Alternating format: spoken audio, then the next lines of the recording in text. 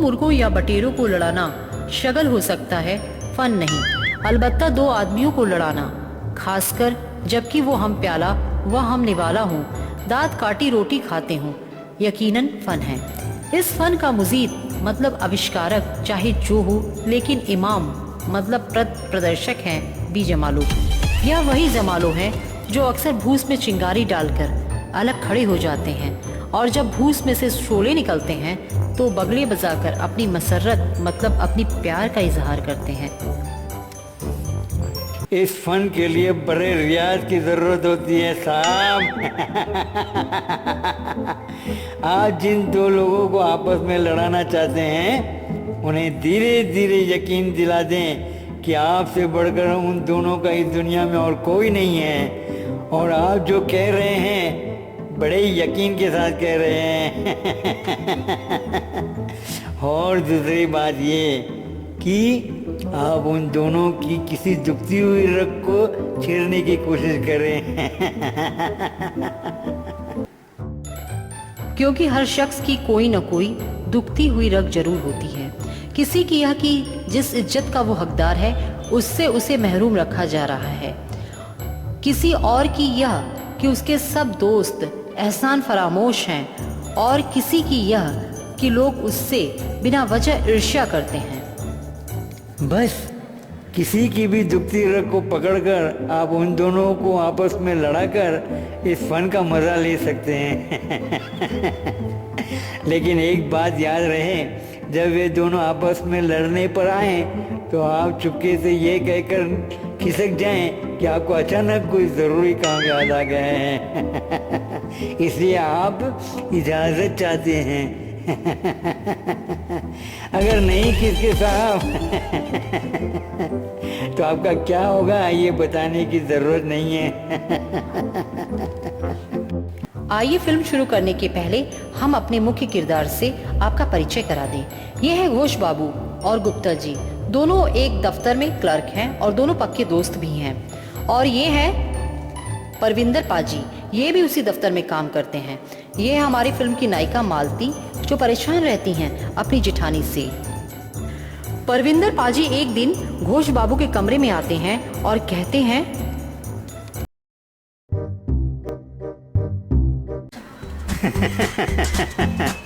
हमें यार तुमसे कितनी बार कहा जरा कम पिया करो बे।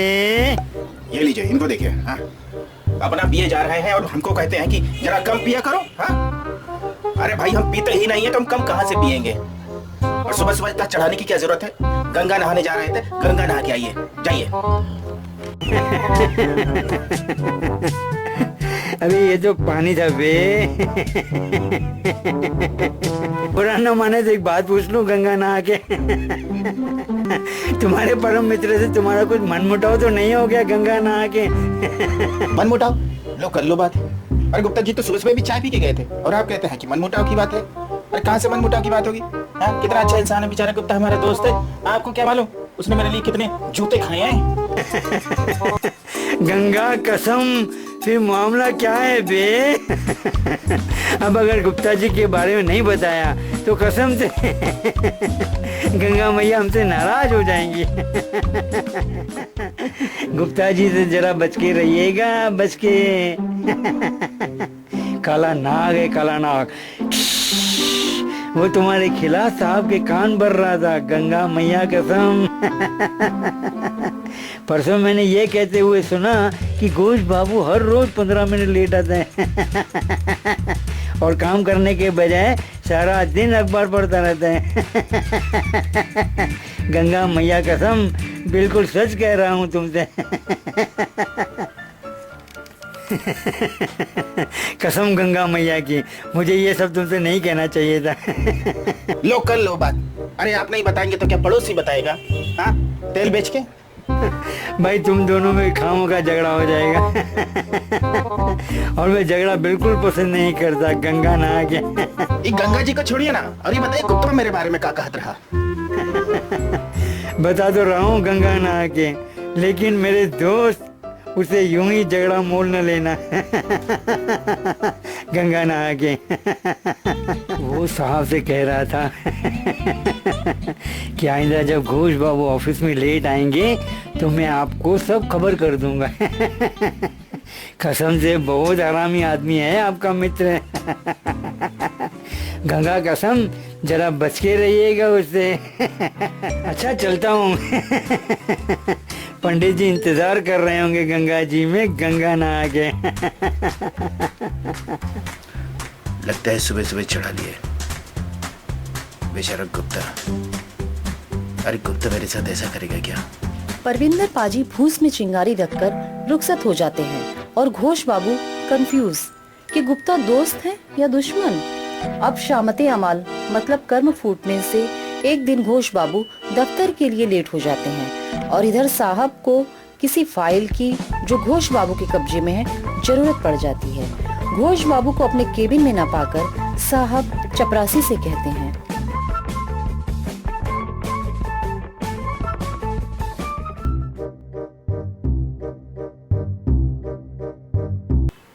अयो रामा, ये घोष बाबू, बाबूलाल, घोष बाबू आया तो उसे मेरे पास हाजिर होने के लिए कहो। जी साहब। थोड़ी देर बाद घोष बाबू दफ्तर में प्रवेश करते हैं, घबराए हुए लेट होने के कारण।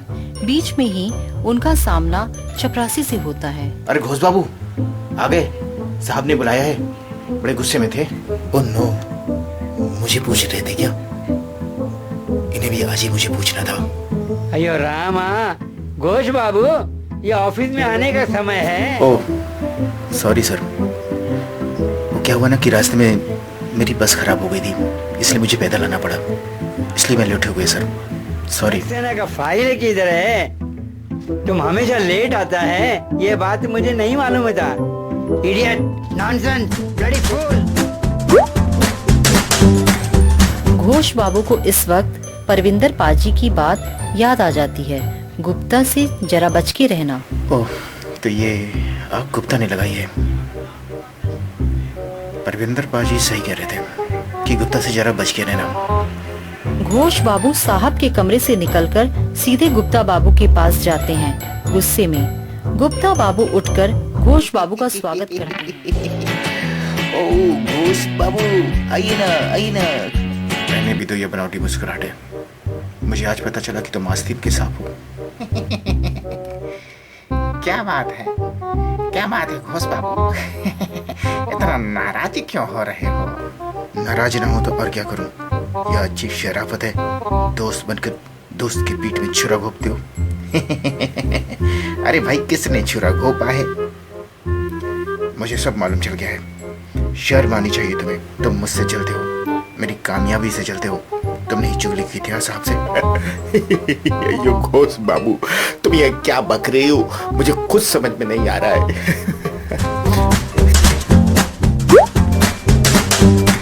चुनांचे दोनों में तू मैं हो जाती है। दफ्तर के तमाम क्लर्क इकट्ठे हो जाते हैं। आखिर में कुछ लोग बीच बचाव करके मुआमला रफा दफा करा देते हैं। इसी बीच पाजी लड़ाई से बाहर निकलकर चैन की सांस लेते हैं और कहते हैं, क्या जमाना आ गया है साहब। दोस्त के दर पर आजार हो गया। अब किस पर एतबार किया जाए?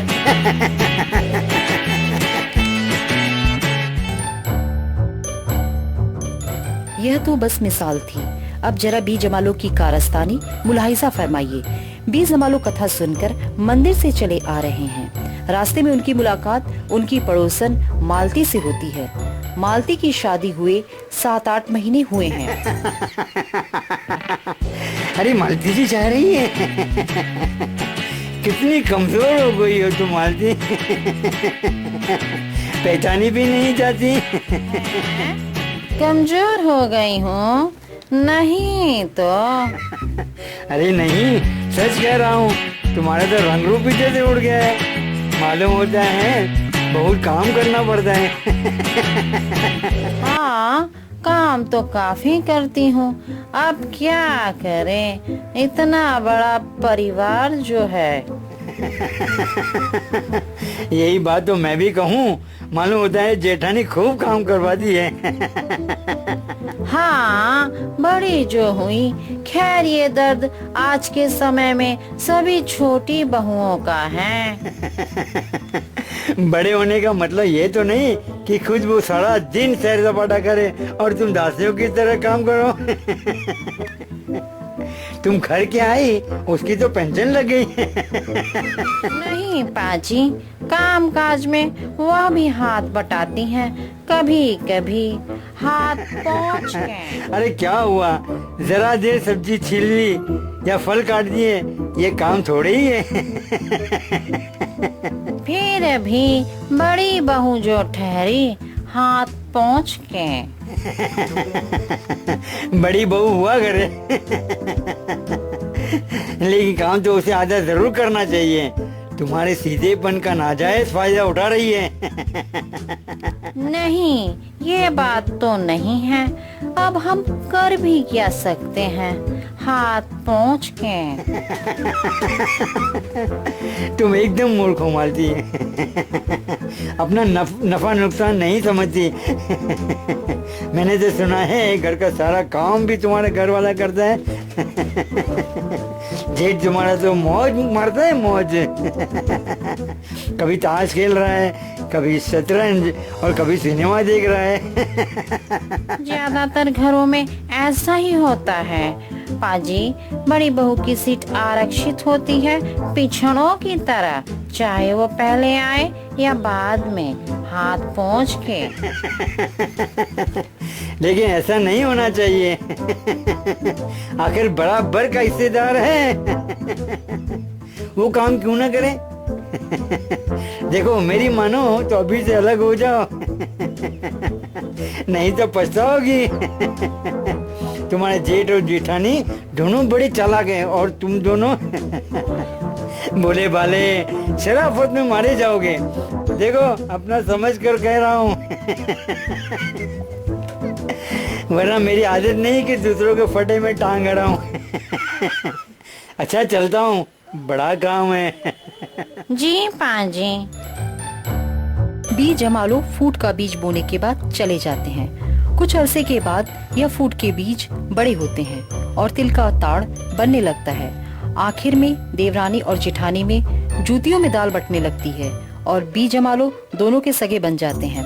अब आप समझ गए होंगे कि दो को लड़ाना फन है, लेकिन खतरे से खाली नहीं।